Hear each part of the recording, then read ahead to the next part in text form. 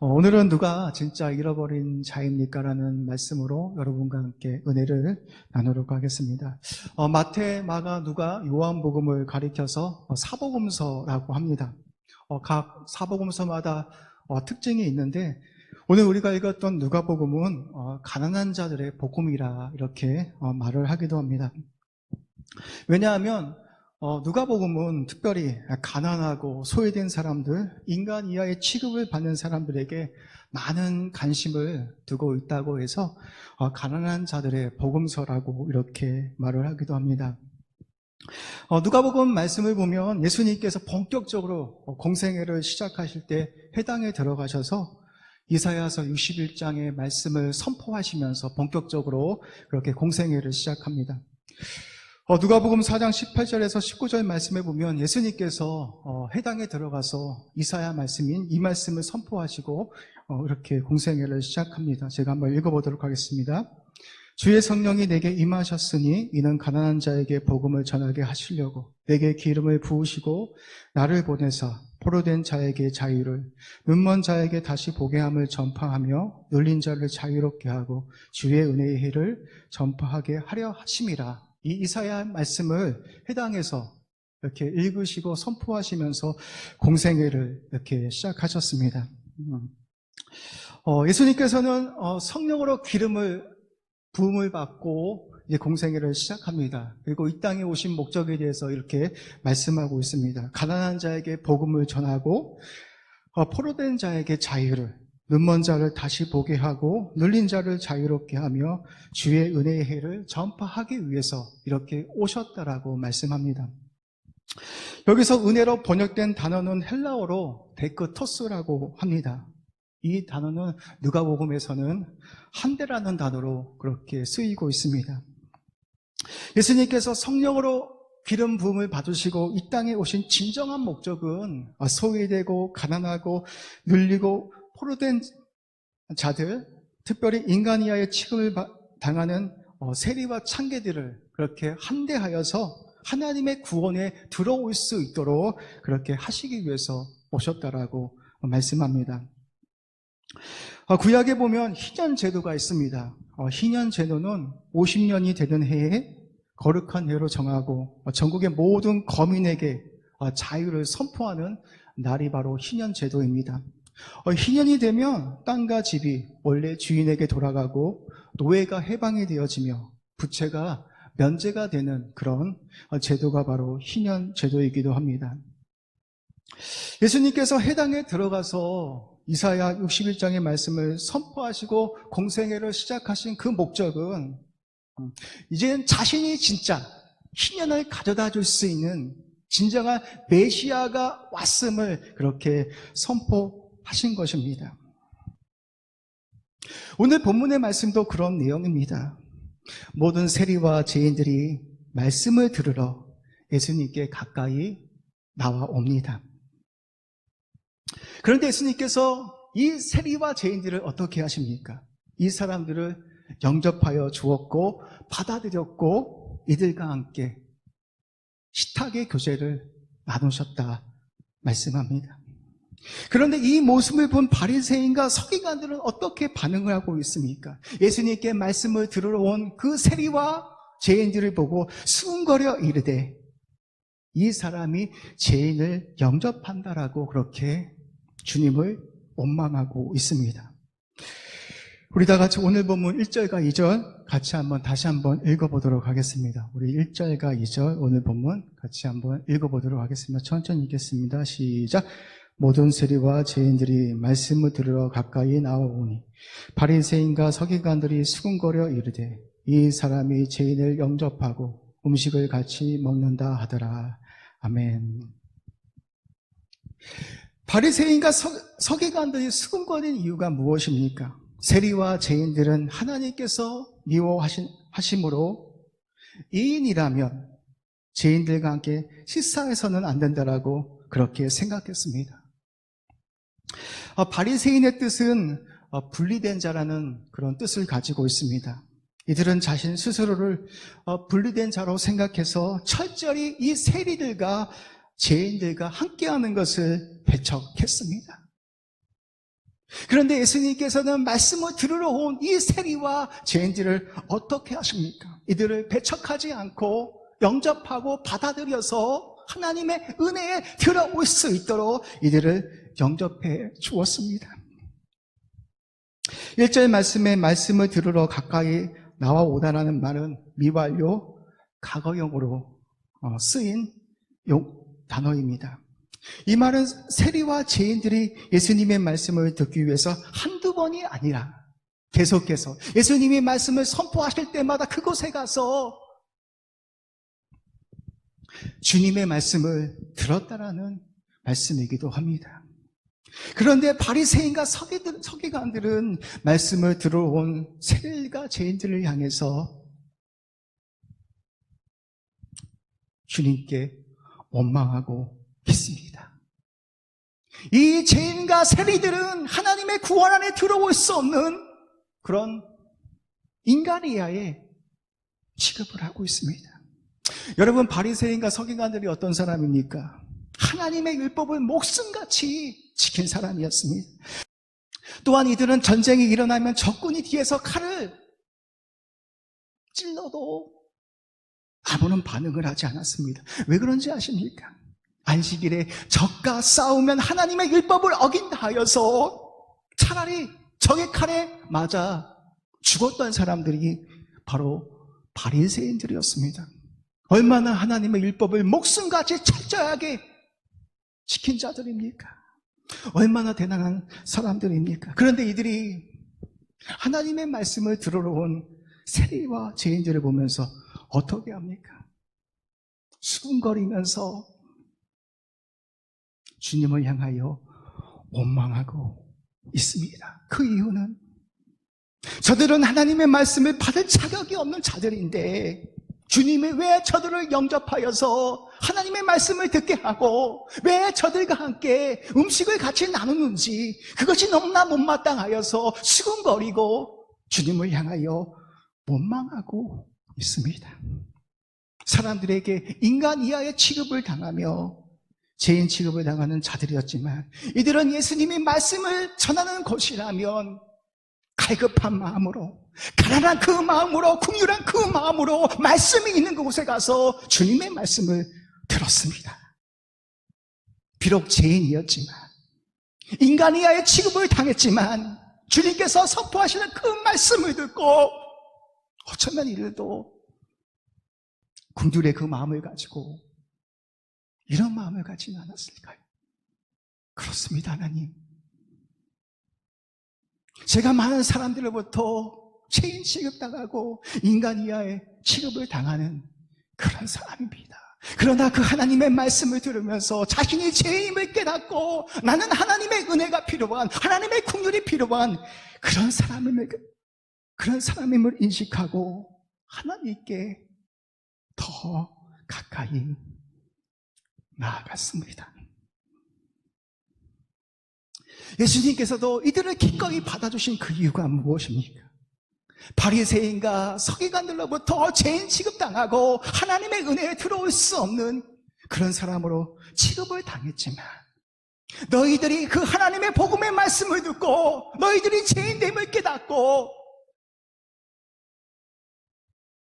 나도 하나님의 은혜가 필요한, 나도 하나님의 그 긍휼이 필요한 자임을 깨닫고 회개하는 것이라면, 그래서 너희들이 하나님의 백성의 일원이 되는 것이라면 그 소망을 가지고 그 기대감을 가지고 이 죄인들을 영접하고 받아 주었다라는 것입니다.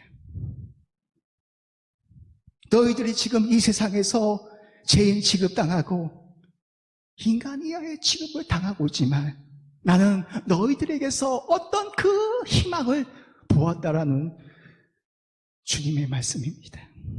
저와 여러분의 모습 속에는 바리새인과 서기관의 모습은 없습니까? 우리의 신앙의 잣대로 사람을 정죄하고 판단하지는 않습니까? 내가 얼마나 주의 성서를 잘하고 있는데 너는 왜 그 모양이냐며 판단하지는 않습니까?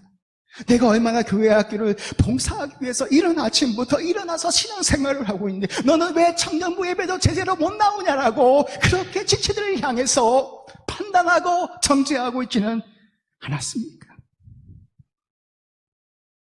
왜 교회가 세상으로부터 끊임없이 지탄을 받고 있는 이유가 무엇입니까?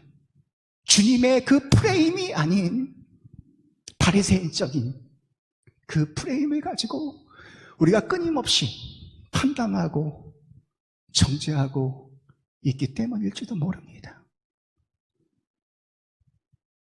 내가 모태신앙입니까?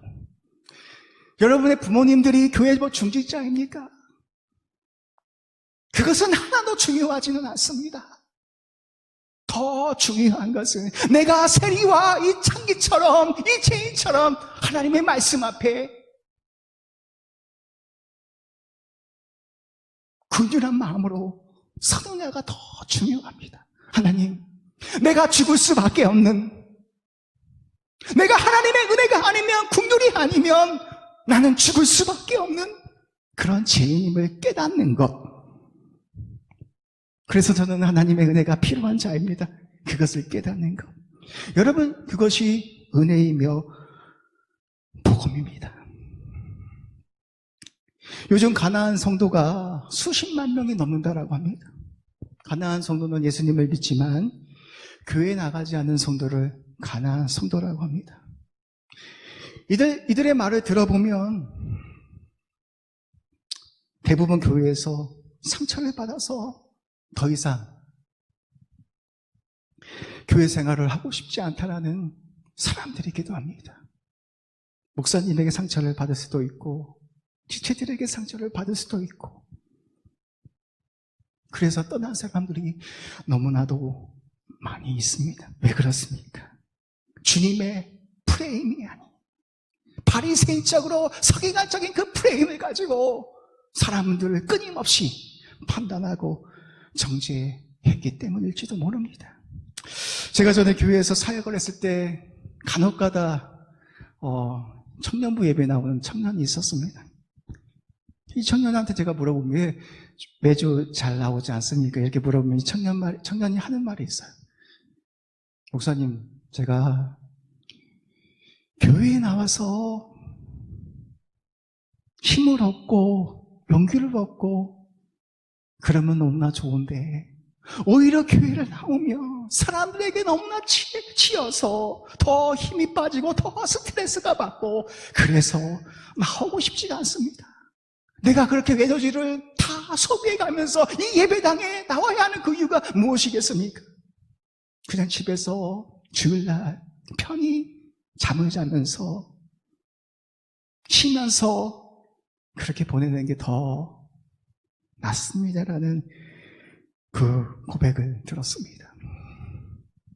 뭐 한편으로는 정말 그 청년이 이해가 됐습니다. 그렇다고 이 청년이 문제가 없는 것은 아닙니다. 문제가 있는 청년이기도 하지만 교회 안에 그 지체들의 예습받은 상처 때문에 그 친구가 그렇게 교회를 나오지 않았습니다. 주님의 시선이 아닌, 주님의 그 프레임이 아닌 바리새인적인 이 서기관적인 그 신앙을 가지고 판단하고 정죄하고 그랬기 때문에 어쩌면 그 친구가 그렇게 느꼈을지도 모릅니다. 그런데 우리 예수님께서는 어떻게 합니까? 그 죄인들과 세리들이 말씀을 들으러 오는데 그들을 영접해 주었다라고 말을 합니다. 여기서 영접이라는 단어는 헬라어로 프로스테 코마이라고 합니다. 이 뜻은 호의적으로 받아들이다, 용납하다, 그리고 어떤 미래 지향적인 소망을 가지고 간절히 기다린다라는 그런 뜻을 가지고 있습니다. 우리 예수님께서 이 죄인들과 세리들을 영접하고 받아주신 것은 이 죄인들을 통해서 어떤 놀라운 희망을 보았습니다. 그리고 기다려 주었습니다. 너희들이 비록 지금은 이 땅 가운데 인간 이하의 취급을 당하고 소외되는 인생으로 살아가지만 내가 너희들을 극진히 한대하여서 너희들을 하나님의 그 백성으로 삼아서 내가 너희와 함께 하나님께서 예비하신 그 어린 양의 혼인잔치에 들어가고 싶다라는 그런 주님의 기대감을 가지고 이들을 영접해 주었습니다. 바리새인과 서기관들은 이들을 배척하고 내쳤지만 주님은 이들을 받아주심으로 말미암아 이들이 다시 한번 하나님의 그 은혜에 들어올 수 있도록 이들을 받아주셨습니다. 여러분, 이것이 복음이기도 합니다. 예배소서 2장 1절 말씀해 보면 우리들도 그렇습니다. 너희들은 허물과 죄로 죽었다라고 말합니다. 우리도 허물과 죄 가운데 그렇게 끝날 수밖에 없는, 그렇게 죄와 고통 속에 파묻혀 죽을 수밖에 없는 그런 죄인들이었지만 주님께서 하늘 영광을 버리시고 이 땅에 찾아와 주셔서 잃어버린 나를 찾아주시고 나를 극진히 한대하여 주셨기 때문에 내가 지금 이곳에서 그 은혜의 복음을 듣고 있는 것입니다. 그게 무엇입니까? 십자가입니다. 예수님께서 극악무도한 우리 죄인들을 위하여 십자가에서 죽으심으로 말미암아 그분이 우리에게 영생이라는 구원이라는 선물을 주셨습니다. 우리 인간 측에서는 거저받은 은혜였지만 하나님께서는 자신의 아들 예수 그리스도를 죽이심으로 말미암아 엄청난 희생을 치르셔서 우리에게 그 구원이라는 은혜를 주셨습니다. 그 은혜 안으로 들어올 수 있도록 그 하나님의 그 은혜 안에서 엄청난 그 은혜와 축복을 누릴 수 있도록 우리를 불러주셨습니다. 하나님이 세상을 이처럼 사랑하사 독생자를 주셨으니 그를 믿는 자마다 멸망하지 않고 영생을 주시기 위해서 우리를 불러주신 것입니다. 제가 지난주에 카톡에 이 말씀을 올려주었습니다. 요한복음 3장 16절 말씀은 헬라어로 보면 후토스 가루 에까 페센으로 시작됩니다. 이 말을 직역하면 이 얼마나 놀라운 사랑인가, 이렇게 감탄문으로 말해지고 있습니다. 요한은 하나님의 그 놀라운 측량할 수 없는 그 사랑을 얼마나 위대한 사랑인가라는 그런 감탄문으로 그렇게 표현했습니다. 얼마나 그 사랑이 놀라웠으면, 얼마나 그 사랑이 측량할 수 없을 만큼 위대했으면 이 사도 요한은 얼마나 놀라운 사랑인가라고 그렇게 표현했을까요?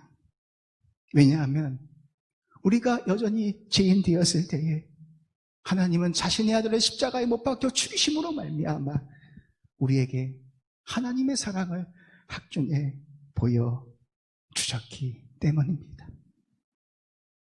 우리도 그 은혜 안에 들어올 수 있도록 예수님께서 우리를 지극히 한대하고 받아 주었기 때문에 우리는 하나님의 그 은혜 안에 들어올 수 있게 되었고 하나님의 자녀가 되었고 영생이라는 구원이라는 선물을 우리가 받게 되었습니다. 그런데 바리새인과 서기관은 어떻습니까? 하나님의 말씀을 너무나 잘 알고는 있었지만 자신이 가진 율법의 잣대를 가지고 이들을 정죄하고 판단했습니다. 심지어 이들에게 말씀을 전하는 주님까지도 원망했습니다. 여러분, 누가 진짜 잃어버린 자들입니까? 세리와 죄인들도 잃어버린 자들이었습니다. 그런데 이들은 자신의 부족함을 알고 자신의 죄인임을 알고 주님 앞에 나와서 주님의 말씀을 경청했습니다. 주님의 말씀을 경청하면서 자신이 얼마나 부족하고 죄인인지를 깨닫게 되었습니다.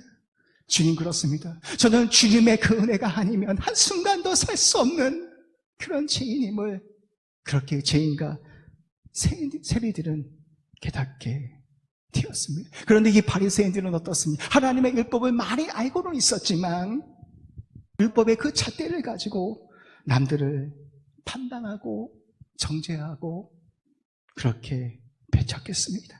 오히려 이들은 천국 문을 닫아버리고 믿는 사람들까지 실족해버리는 그런 자들이었습니다. 그런 자들을 향해서 우리 주님은 어떻게 하십니까? 그 바리새인들을 신랄하게 질책을 하십니다. 하 있을진적 외식하는 서기관들과 바리새인들이요, 잔과 대접의 겉은 깨끗하되 그 안에는 탐욕과 방탕으로 가득하게 하는도다. 눈먼 바리새인이여, 너는 먼저 안을 깨끗이 하라. 그리하면 겉도 깨끗하리라. 하 있을진적 외식하는 서기관들과 바리새인들이여, 해칠한 무덤 같으니 겉으로는 아름답게 보이나 그 안에는 죽은 사람의 뼈와 모든 더러운 것이 가득하도다. 이와 같이 너희도 겉으로는 사람에게 옳게 보이되 안으로는 외식과 불법이 가득하다라고 그렇게 주님께서 신랄하게 질책했습니다. 여기서 외식이라는 단어는 헬라어로 히포크라테스라고 합니다. 이 단어는 무대에서 연기를 하는 배우에게 사용된 단어이기도 합니다. 이 당시에는 배우가 많지 않았기 때문에 여러 배역을 맡아야 했습니다. 배역을 바뀔 때마다 어떻게 합니까? 가면을 바꿔 써야 했습니다. 한 배역을 마치고 나면 다른 가면을 쓰고 다른 연기자처럼, 다른 사람처럼 그렇게 연기를 해야 했습니다. 바로 외식이라는 말은 어떤 상황에 맞춰 가면을 써가면서 그 상황에 맞게 대처하는 것이 바로 외식입니다. 바로 바리새인과 서기관들이 이와 같은 삶을 살았다라고 주님은 그렇게 신랄하게 책망하십니다. 주님은 오늘 15장의 말씀을 통해서 우리에게 폭로를 하고 있는 겁니다. 그렇게 하나님을 사랑하고 하나님의 율법을 그렇게 목숨같이 여기는 바리새인과 서기관, 너희들이 진짜 나에게 잃어버린 자들이라, 그렇게 주님은 우리에게 폭로를 하고 있습니다. 너희들은 그 율법의 잣대를 가지고 사람을 정죄하고 판단하고 천국문을 닫아버리는 그런 사람이었다. 너희들이 바로 진짜 잃어버린 자라고 주님은 누가복음 15장 말씀을 통해서 우리에게 말씀하고 있습니다. 사랑하는 청년 여러분, 우리는 그런 바리새인적인 프레임에서 벗어나 주님의 시선으로, 주님의 프레임으로 모든 사람들을 대해 주어야 합니다. 부족하고 연약하고 믿음이 작은 사람일지라도 우리 주님처럼 그 사람 속에서 어떤 그 희망을 발견할 수 있는, 저 사람이 지금 비록 믿음이 연약하여서 저렇게 살아가고 있지만 저 사람 또한 하나님의 은혜를 받고 하나님의 말씀을 듣고 새롭게 거듭나서 하나님의 은혜에 들어와서 하나님의 백성이 될 수 있다는 그 기대감을 가지고 그렇게 품어 주셔야 합니다. 여러분, 우리가 살아가는 이 세상이 얼마나 힘이 듭니까? 우리가 교회를 봐도 그런 은혜들을 경험하지 못하는 것이야. 오히려 교회를 봐도 더 부담스럽고 더 상처받고 그렇게 돌아가는 것이라면 그와 같이 비극이 어디에 있겠습니까? 어쩌면 우리의 모습이기도 합니다. 우리 삶 속에는 그런 바리새인적인 프레임으로 사람을 판단하고 정죄하지는 않았습니까? 우리는 다시 주님의 그 프레임으로, 주님의 그 마음으로 그렇게 사람들을 대하고 품어주어야 합니다. 그래서 오늘은 주님께서 우리에게 말씀합니다. 너희 안에 이 마음을 품으라. 곧 그리스도 예수의 마음이니 이 마음을 품으라라고 말씀합니다. 그렇습니다. 우리 모두도 다 죄로 인해서 죽을 수밖에 없는 그런 자들이었지만 예수님께서 우리를 받아들이고 영접하여 주셔서 하나님의 백성으로 삼아 주신 것처럼 이 교회 안에도 우리 산성교회 청년부 공동체 안에도 그런 주님의 마음을 가지고 그렇게 품어줄 수 있는 이 친구가 다시 시작하게 할 수 있는, 하나님의 은혜 안으로 들어오게 할 수 있는 그런 청년들이 되시기를 주님의 이름으로 축복합니다. 네, 우리 잠시 기도하겠습니다. 우리 두 가지 정도 기도하고요, 우리 마치도록 하겠습니다. 우리 첫 번째 기도하기는 우리가 말씀을 오늘 하나님 들었습니다. 좀 무거운 말씀이기도 했습니다. 하나님, 코로나19로 인해서 우리 상황과 모든 것이 힘들고 불편하지만 하나님, 오늘 하나님께서 이 말씀을 우리 모두에게 주셨다라고 생각합니다. 하나님, 상황이 많이 어렵습니다. 하나님, 교회가 어떠한 것이 되어야 하겠습니까? 죄인이든 부족한 사람이든 상처받은 사람이든 세상에서 찢기고 희망이 없던 사람이든 이곳에 와서 하나님께 예배를 드리며 하나님을 만날 수 있는 이 은혜의 장소가 되어야 하지 않겠습니까? 하나님, 어쩌면 우리 공동체 안에서도 이곳에 들어오고 싶어도 사람들 때문에, 사람들의 그 관계 속에서 받은 그 상처 때문에 들어오지 못하는 우리 지체들이 있는 것이라면 하나님, 긍휼히 여겨 주시옵소서. 다시 한번 우리 청년부 공동체가, 이 예배가 많은 사람들이 세상에 찢기고 상처받은 많은 사람 이곳에 와서 하나님을 경험하며 하나님을 만날 수 있는 그런 예배가 되어지기를 원합니다. 하나님, 내 안에 그 바리새인적인 그런 신앙들이 있었다면, 바리새인적인 그 잣대를 가지고 판단하고 정죄한 것이 있는 것이었다면, 오늘 거룩한 성령이여 이곳에 찾아와 주셔서 우리의 완악하고 강팍한 모든 마음들 성령의 불로 다 태워주시고 주님의 거룩한 보혈의 피로 새롭게 씻어주셔서 이제는 하나님, 내가 바리새인적인 그 프레임을 가지고 세상을 바라보고 지체를 바라보는 것이 아니라 주님의 마음을 가지고, 주님의 그 프레임을 가지고 모든 사람들을 대하며 긍휼히 여길 수 있는 하나님의 사람이 되게 해달라고 이 시간 주여 한번 부르시면서 우리 소리쳐서 기도할 수는 없지만 간절한 마음으로 이렇게 기도하도록 하겠습니다. 우리 기도하도록 하겠습니다. 주여, 아버지